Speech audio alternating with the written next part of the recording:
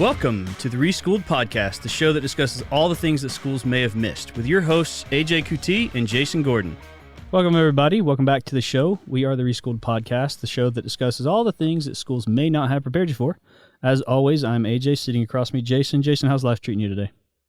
Oh, pretty good. Well, I think last week's episode where we talked about networking, I told everybody I was getting a cold and not feeling great and stuff. Well, I got a cold, and it was a rough one. Got all in my chest, all that kind of stuff. But I'm on the up and up. I feel great now. I still have a lot of stuff in my chest, so I just have to forgive the scratchy voice throughout. Might get a cough every now and then, too. God bless Georgia's pollen count. I'm expected to get something here pretty soon. I know, right? Have you seen that like the 12 seasons of Atlanta or whatever? Yeah, of course. That's one of them's the Great Pollination. You have that, and then you have, I've always told people, well, Georgia has 4 seasons. We got hot, hotter, and Christmas. So it's a different take on it. But yeah, we have winter 1, and then spring 1, and then winter 2, and then spring 2. Yeah, pollen comes out. So yeah, it's pretty rough. Well, in today's episode, we are getting back into the general career series. We're in the 9th chapter now, and we're going to be talking about an extension from last episode, which was a networking episode. We're going to be talking about how to have a professional conversation for networking. So I guess the emphasis here would be the professional side of the conversation. So what do you think about that? I'm excited about it, right? I mean, we do a lot in school when we're working with students to say network. And if any teacher, professor, professional that is mentoring you is not telling you to network, they're doing you a disservice. But oftentimes what they don't do is give you good advice, good information, or help you in any way learn how to have a professional conversation. That is, what happens when you get the opportunity to speak with somebody? How do you turn that opportunity to speak with someone into something more than just, hi, my name's Jason Gordon, this is what I want. How do you turn it into the building blocks for a longer term, more meaningful relationship? And we've all had those conversations where we hit it off with somebody and we're like, oh yeah, well, I can contact them again, and it turns into a more meaningful connection in the long term. Because as we talked about in networking is creating a connection that's something more than cursory, right? Well, it takes planning, it takes ability. And some people naturally have this ability to endear themselves to anyone. Well, in this episode, we are going to talk about a specific approach to when you have the opportunity to have a professional conversation. How do you make the most of it? So there you go. Yeah, I'm interested to see because, I think me and you are probably going to be a little bit different on this one because, there is a I guess you would say a standard-ish when it comes to this, but there's also levels of personality that go into it because some people may not be comfortable in certain facets or certain things that we're going to be talking about. And so I think there is a personality aspect to this. It's going to change for different people. Also, too, you were kind of the head on coming up with the doc for this one, and looking at some of the main topics. My mind, especially the first one, and we'll get to that in a minute, but my mind goes completely different places, and I'm interested to hear what you have to say on some of this stuff. So, got to remind everybody: visit our website. Check us out, listen to our most recent episodes, that type of stuff. You can find us on the major podcasting platforms, right? Apple, Spotify, those types of things. But also the socials. Check us out on the socials. We want to hear from you guys, right? We're Reschool'd with a D, not an ED. You can find us across just about any platform. So do that. And if you like what you hear and you want to help us out, leave us that 5-star review. That would help us out tremendously. We'd really appreciate that. So let's get into the quick question. This is going to be a really interesting one. Give an example of the time you had an impactful professional conversation. Well, I'm trying to think. It's a deep one. It didn't result in any advantage to me in life, I would say. But one scenario comes to mind where I met someone and I did all the right things. I said all the right things in a way that created a positive impression and potentially could have created an opportunity had I wanted to pursue that in life. So most people listening here knows I'm a lawyer too before I became a professor 10 years ago now.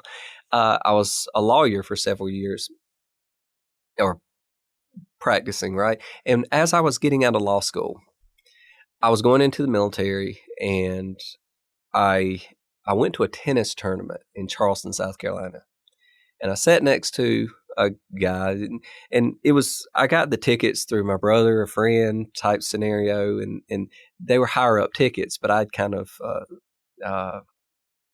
gotten lucky enough to work my way down to the lower area down there. May not have been sitting where I was supposed to, but I sat beside this guy, and we started talking, and we were just talking about tennis, and then it turns out he was a lawyer, so I started talking with him about that as well, and the conversation led one thing to another. I never asked anything of him, never asked anything of me, but we created a positive rapport, and we'll talk about the different steps of a professional conversation and what you're trying to do, but I conveyed all the right information about myself and things, and at the end of it, he basically presented an opportunity to me. He said, if you ever come to New York, he was the named partner in one of the largest law firms in New York. Wow. Right. And I looked up the law firm, and it's very prestigious. Right. I think I would have been the only one there who didn't graduate from Harvard, type thing. And he said, when you come to New York, I want you to look me up. I want to show you around the firm and stuff like that. I'll take you out to lunch and that type of thing. And honestly, it was, and I emailed him back and forth for a while. Eventually, I didn't follow up the way I should have, and the relationship broke off in terms of just having a back and forth conversation, because I did go into the military. I was occupied for quite a number of years I wasn't able to get away and do much of those things. So anyway, I never made it to New York and stuff like that. But the actual conversation, that one interaction I had there that established some level of rapport that continued on, rings out in my mind as being probably the single best professional conversation I've ever had. Okay. So anyway, what about you? Pretty good. I think mine, and again, I'm using professional conversation kind of loosely. It was more of a professional setting. But I'm going to go back to what I talked about in networking, the episode last week of the networking, which is, I was very fortunate to have a spot in a more or less like a roundtable discussion where we sat in, a bunch of students and myself sat in I guess you would say in close proximity, because it's just a big round table. But we sat with the CEO of Walmart International, CEO of Big Pens, Campbell Soup, and Coinstar. And it was really like, we got to ask questions about them, and it went around the table. And I happened to be the last one. And so you got to think, these are very, very academically focused students that are sitting in these tables, and they're trying to be the best version of themselves they can be to impress these CEOs. So they're asking these questions like, what do you think about this policy, or what do you think about this? And it got to me, and I honestly, their answers were nice, but you can tell that these people they've heard these questions so many times, and they were getting tired of it. And it was almost these answers they were given was cookie cutter.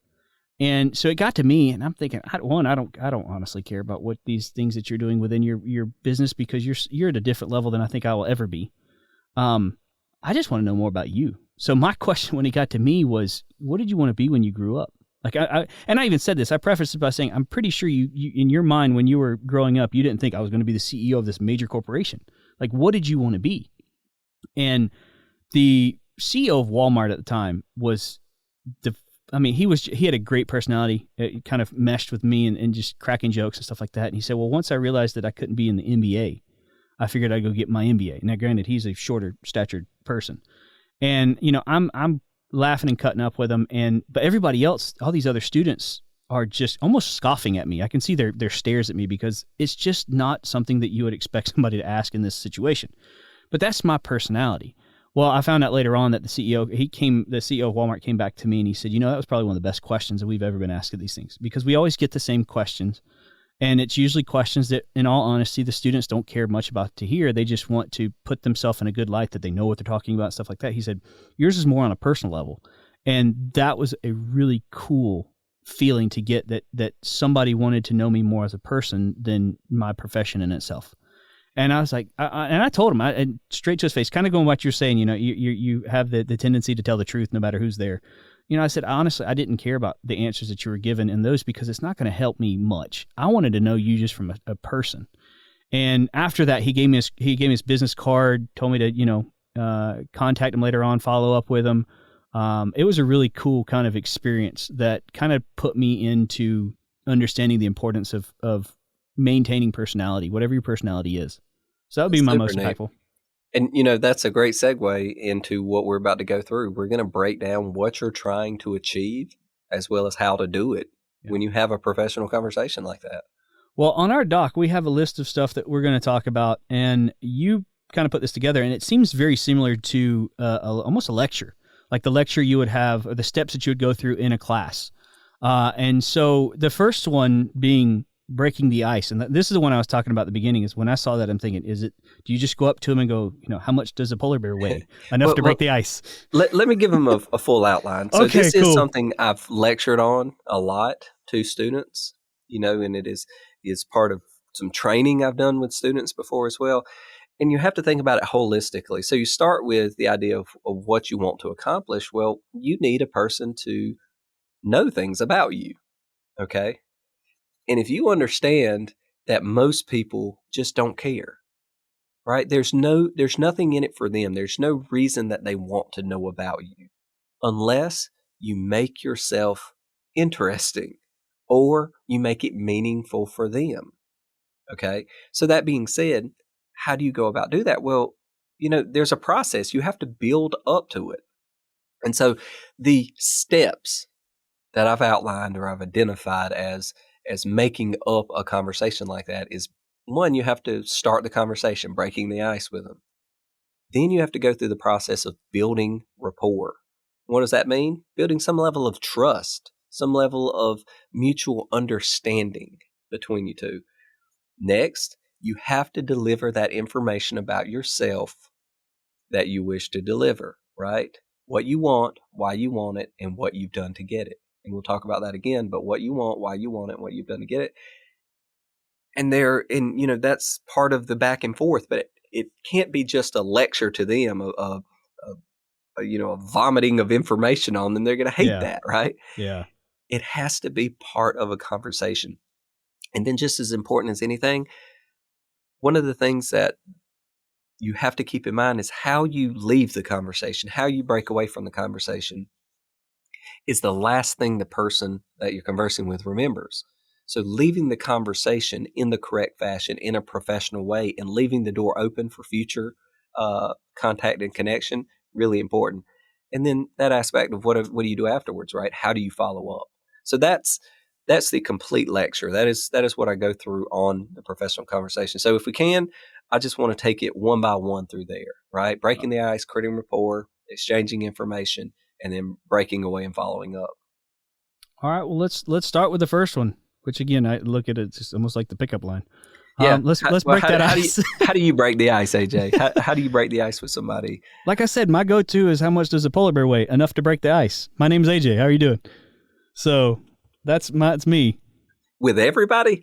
No, not with everybody. Honestly, I'm the world's worst at the ice breaking. I'm the world's worst because I'm so uncomfortable trying to create a conversation with somebody that I don't have some kind of connection in already.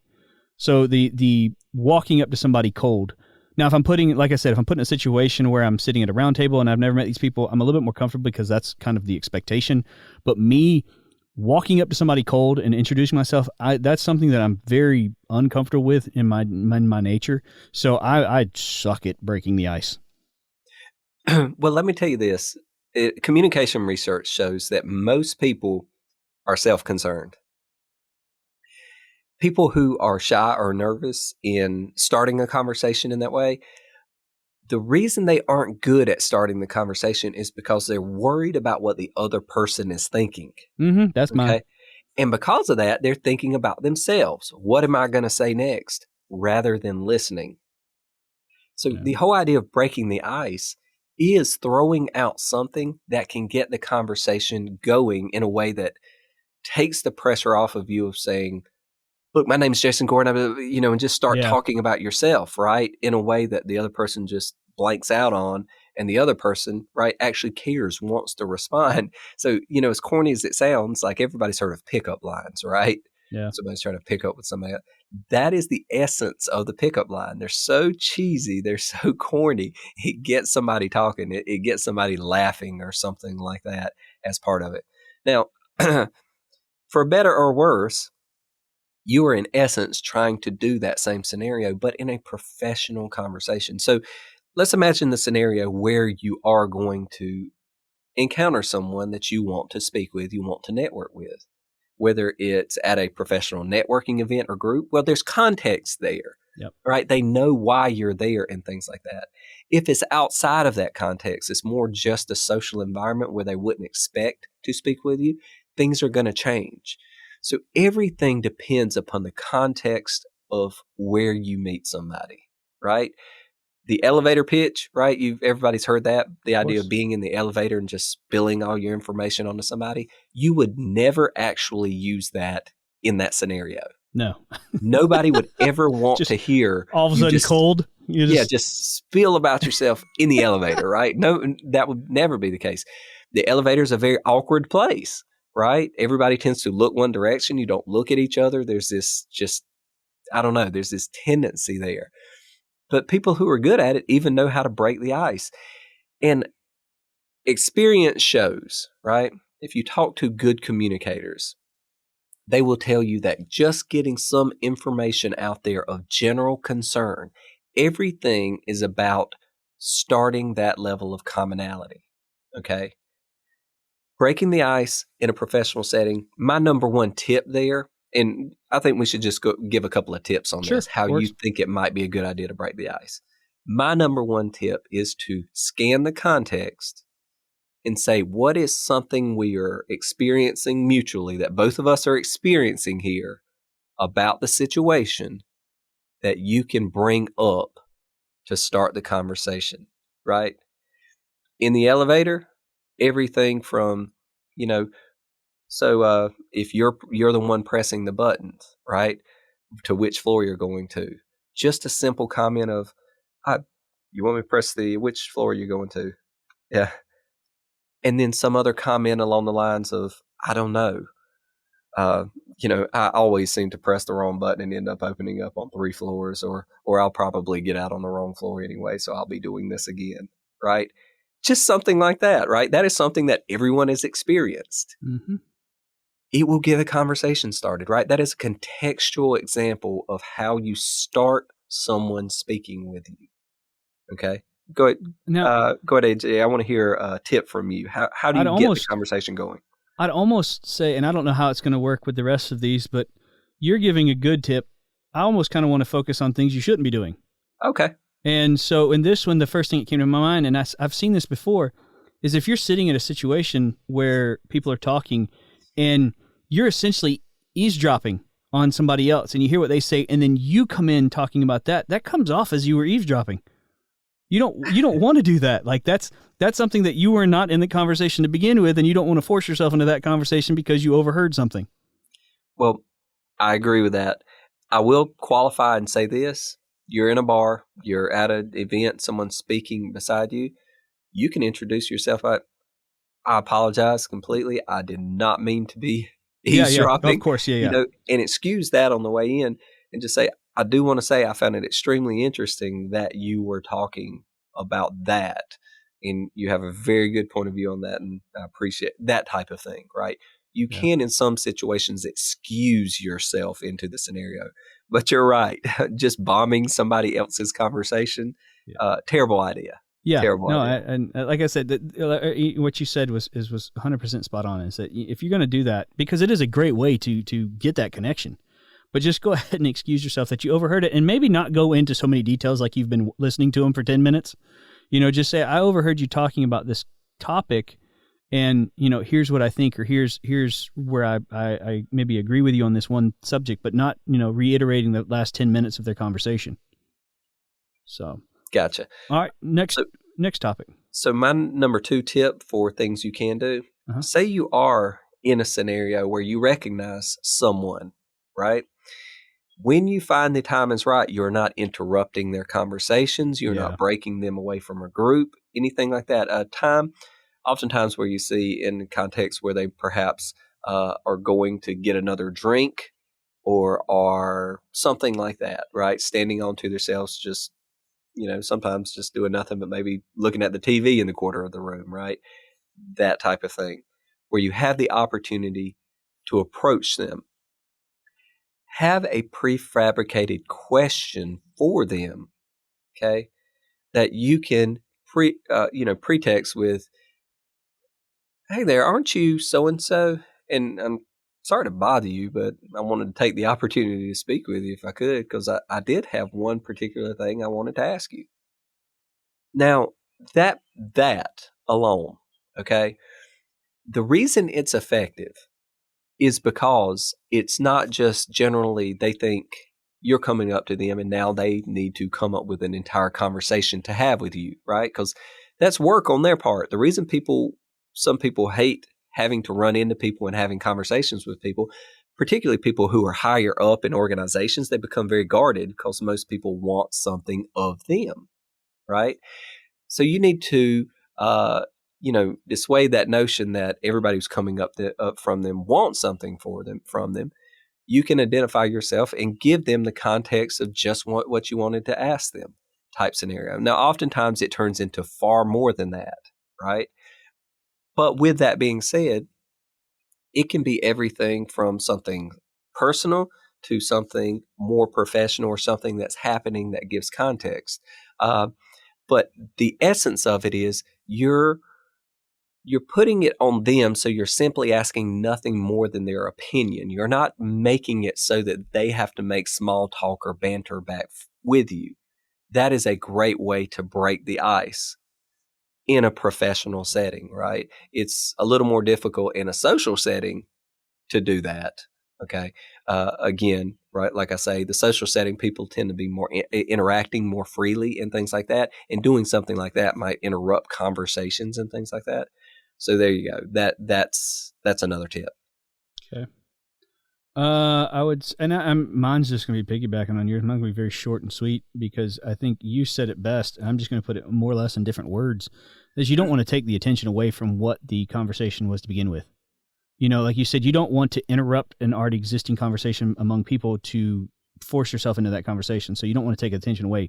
You want to wait until you have the opening, or an opening is made. Like you said, they're going to go get a drink, or there was a stop in the conversation, and a pronounced stop, not like they took a breath to keep going. Right. So. And so that's a great tip. Number 3, I'd say on the list is have someone introduce you. Yeah, that's huge. If you have you got the in. Right, exactly. Have them and give them the context of how how they would introduce you. Say, "Oh, who is that? That's so. Oh, okay. I would love to meet them. Would you introduce me? But introduce me for this purpose, right? We both are interested in this, right? Whatever that topic is, and I'd really like to talk to them about it. So anyway, if you just introduce us in that context, that'd be great. Yeah, that can set the stage for, again, establishing that, moving on to that next phase that we're talking about, creating rapport. So that breaking the ice, there are a million different ways to do it, but ultimately your objective is to move on and create rapport. And, like I say, AJ, I want you to wrap this section up for us, and then we'll move on to the next one. What, the breaking the ice? Yeah. Well, I think we've already hit it. I mean, it is just, you're trying to get that initial connection. And like you said, with the introduction, if I was going to say something about the other side, make sure the person that's introducing you has some connection themselves. Make sure that they're not just as cold as you are. Right. I've seen that. I've seen at times where they say, "Hey, go introduce." I don't know this person. Well, still go introduce me, and it does nothing. It would be the equivalent of you going up there with no introduction. So that would be the negative side of what you were just saying. Great advice. All right. So next one, creating rapport. Okay. You've broken the ice and you've gotten the conversation started. Here is your objective. You need to create a situation that entails a bit of trust.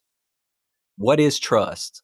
Trust is confidence in what is going to happen. Okay?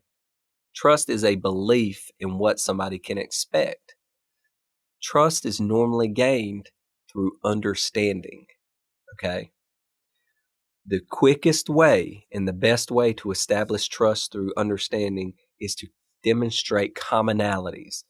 Show that you have similarities in terms of your interests, your beliefs, and your values. And I like to list them in that order. Interests is easy. You both like sports. You both like fashion. You both like whatever. Food.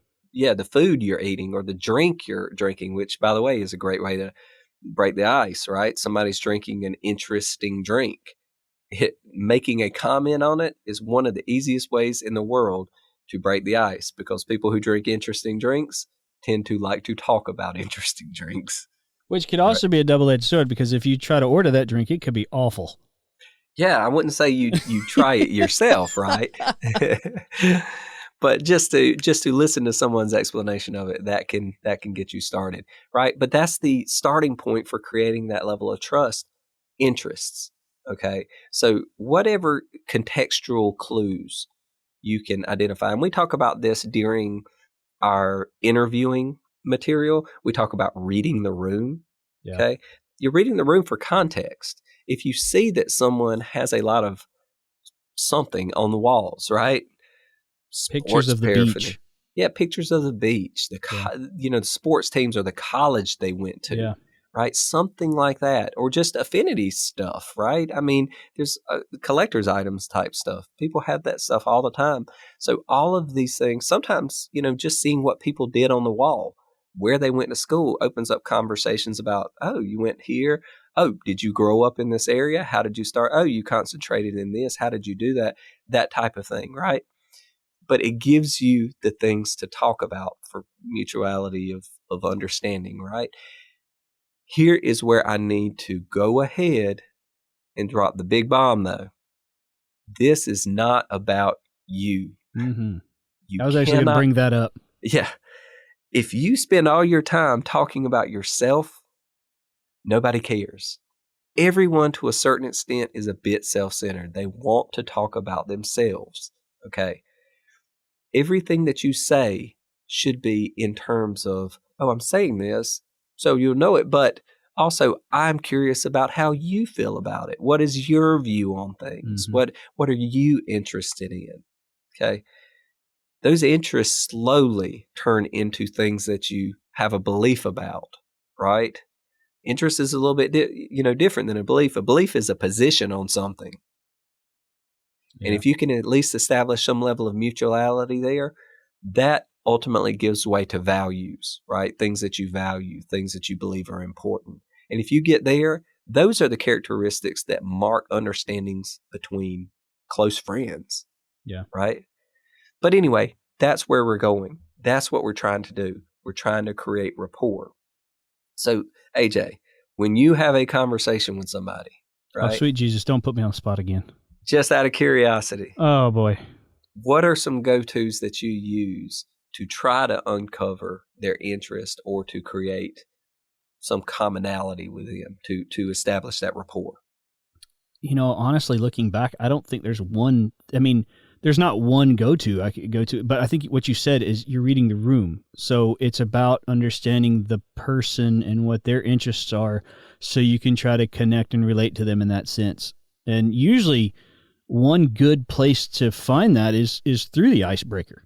The questions that you ask, you start to, whatever that question is, that icebreaking question or questions that you have or how you posture yourself in the conversation will bring up interests that you see. And bringing those interests up creates that connection, that rapport that you're talking about. So, like I said, I don't think there's one, but usually you can tell by the situation that you're in, the people that are around them, and what's going on, where their attention goes, as to what you could connect to. And I think what you brought up in the ice-breaking topic was, one of the areas is if they're waiting on their drink and they're watching TV. Well, if they're watching TV, if there's a sports game on, odds are they're probably interested in it. Otherwise, they wouldn't be watching it. So I would probably bring something up like that. I would probably say something about the sports team, and this is a topic for another episode, but I do think there's value in knowing a little about a lot, because at least you can hold your own. And if you're not somebody that's a good BSer, you need to be able to hold yourself, even if, it's a topic that you're not very knowledgeable on in fine details, but you can still hold your own conversation. And fortunately, I have maybe it's hereditary, I don't know, but the ability to BS. I'm pretty confident in myself on that one. And so even if I don't watch a sports team, I'm still confident in talking about the sport or the team itself. And so that's probably where I would lead to. Well, I'm glad you brought that up, because that was my next tip on that point for creating rapport. You can scan the room for context, right? Okay. But being able to bring up topics that you know are of common concern allows you to get started. Right now, we are still in the phase of this world of COVID, right? Mm-hmm. That tends to be a opportunity to have a conversation about stuff. Avoid things that are that would cause conflict, right? Type thing, but just allowing someone to express their point of view so you can listen to them. Type scenario that you value what they're saying. Anything that's happening in the news, right? At this point in time, there's a lot going on in Far Eastern Europe right now. Okay. That can be a topic of conversation type scenario. Again, be careful saying things that are going to establish a lack of commonality. That's true. Type thing. But just listening to somebody and hearing their opinions and not contradicting and things like that can at least establish some level of understanding that can keep it going. Okay. And I'll jump ahead of you, AJ, and I'll give my third tip. This is the last one I got. It is you can, in addition to contextual clues, in addition to current events and being just generally aware so you can talk about things, number 3, I'd say, is direct research ahead of time. If you know somebody is there that you want to speak to or talk with or whatever, know something about them. Don't give on that you know that about them, but that can be the source for the things you're going to talk to them about, right? You can ask them questions about certain things, right? I always tell people during interviews, never ask questions that you don't know the answer to, but don't give on that you know the answer, because asking the question in a good way shows that you have some level of understanding and things like that. But also you can listen intently and the other person believes that they're giving you information, even if you already know it, right? Same way here. You know something about somebody, you know who they are sometimes. Sometimes you can even feign that you aren't aware of that, but you ask questions that will ultimately bring that out, that will allow you to react to it appropriately. One of the things that tends to turn people off as much as anything is when they tell you who they are and it's someone of importance, right? And all of a sudden you draw back and become more formal, less personable with them in a way. The conversation just changes because, oh, you're important. I need to act differently to you now, right? That creates a barrier. The opposite approach would be to do something like, yes, I'm the CEO of so-and-so. Oh, wow, that's incredible. Well, let me ask you something real quick, and just keep on in the same vein of the conversation. Act like it's not something that changes the nature of the conversation. I tell people all the time, when you're talking to someone and they invite you to use their first name, for example, don't go backwards and use Mr. Gordon after that. If they say, call me Jason. Yeah. That step, so they have opened a door, they have invited you to be closer on a more personal level. You back away to make it more professional in nature. It is hard to ever regain that ground. Same thing happens if somebody tells you who they are and you're like, oh, you're someone important, so I should act more formal and less. Well, human beings are human beings across the board. That never changes, right? And you are taking away your opportunity, again, in that situation to create a more meaningful, impactful conversation that can lead to a continued connection, right? You're going to make it one that's more cursory in nature. there's so much strategy in what you're saying, because even to your point about when people say, well, call me so-and-so, call me by my first name versus call me by, Mr. or Doctor or whatever. And that is such a good way to create a rapport with somebody by taking what they're giving you and showing them something else about you. So like, for instance, and I've had this happen to me recently, actually, I had somebody that said, don't call me Doctor or Mr. So-and-so, call me by my first name. And I said, I really appreciate you, you telling me this, but I have to be honest with you. If I were to call you your first name, my dad would jump through the phone and beat me, because he taught me that you don't do that in this situation. And they laughed about it, and then they started talking about how, it's so important to teach respect, blah, blah, blah, blah, blah. And it was just one of those things that I showed my respect for them in that way, even though, like you said, if I was going to go do that, it was you either go all in or you don't go at all. And I can't go, I'm not going to do that. And I'm going to show myself, that's how I created the rapport there. So there's a lot of strategy in this, even to the questions that you said you would ask them. You don't want to ask a direct question. You want to ask a question that would lead them to give you more information so that they're telling you, even though you know it, you want them to give you the information before you ever, ask it directly. Like you said, the CEO, you don't want to come out and say, oh, are you the CEO of so-and-so? No, you want to ask a question that will lead them to giving you that information, even though you already know that information. Absolutely.